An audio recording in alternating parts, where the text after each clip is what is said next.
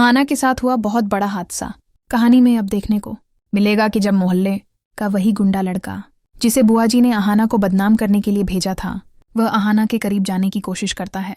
जब वह अहाना को अकेले देखता है तो पहले प्यार से बोलता है, तुम मेरे पास आ जाओ, हम दोनों साथ में मजे करेंगे। लेकिन उसकी घटिया बातें सुनकर अहाना गुस्से में आ जाती है और वहां से भागने की कोशिश करती है। तभी वह लड़का जोर से अहाना को रोकने की कोशिश करता है और उसका हाथ पकड़ लेता है। अचानक अहाना बहुत ज्यादा घबरा जाती है, लेकिन वह खुद को संभालते हुए वहीं रखे गुलदस्ते से उस लड़के पर वार कर देती है और भागने की कोशिश करती है। वो लड़का अहाना के पीछे पीछे दौड़ता है और दूर से उसी गुलदस्ते को उठाकर अहाना के सिर पर फेंक देता है। गुलदस्ता सीधा अहाना के सिर पर लगता है और वह नीचे गिर जाती है। अहाना के सिर से खून बहने लगता है। यह देखकर वह लड़का बहुत ज्यादा घबरा जाता है और वहां से भाग खड़ा होता है। अब अहाना की जान बहुत बड़े खतरे में पड़ जाती है, क्योंकि वहां उस समय कोई नहीं होता जो उसे बचा सके। अहाना दर्द से तड़पती हुई बेहोश होने लगती है, लेकिन तब वहां अचानक अर्जुन आ जाता है। अर्जुन अहाना को जमीन पर बेहोश पड़ा देखता है। उसके सिर से खून बहता हुआ देखकर अर्जुन के होश उड़ जाते हैं। अर्जुन तुरंत अहाना को संभालता है और डॉक्टर को बुलाता है। डॉक्टर आते ही अहाना के सिर की पट्टी करते हैं और बताते हैं कि अहाना को सिर पर गंभीर चोट लगी है, लेकिन चिंता की बात नहीं है। अगर वक्त पर मदद नहीं मिलती तो मामला बहुत गंभीर हो सकता था। जब अहाना को होश आता है तो सभी लोग उससे पूछते हैं, ऐसा क्या हुआ कि तुम्हारे सिर पर इतनी बड़ी चोट लग गई?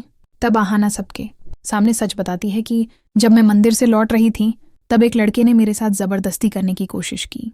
उसने मेरे साथ बहुत घटिया हरकत करने की कोशिश की, लेकिन मैंने खुद को बचाने की कोशिश की और इसी बीच यह हादसा हो गया।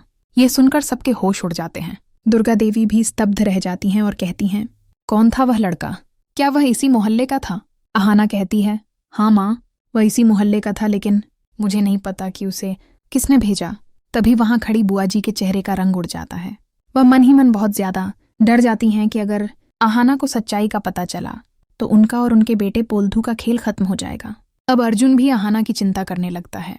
उसे समझ आता है कि अहाना सच कह रही है और कोई उसे फंसाने की कोशिश कर रहा है। अर्जुन को अब एहसास होता है कि वह इतने दिनों से अपनी पत्नी को गलत समझता आ रहा था।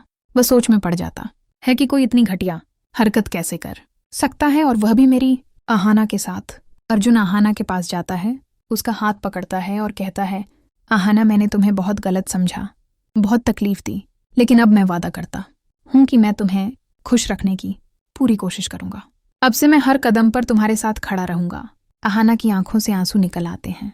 वह अर्जुन से कहती है, मुझे खुशी है कि तुम्हें अपनी गलती का एहसास हो गया है।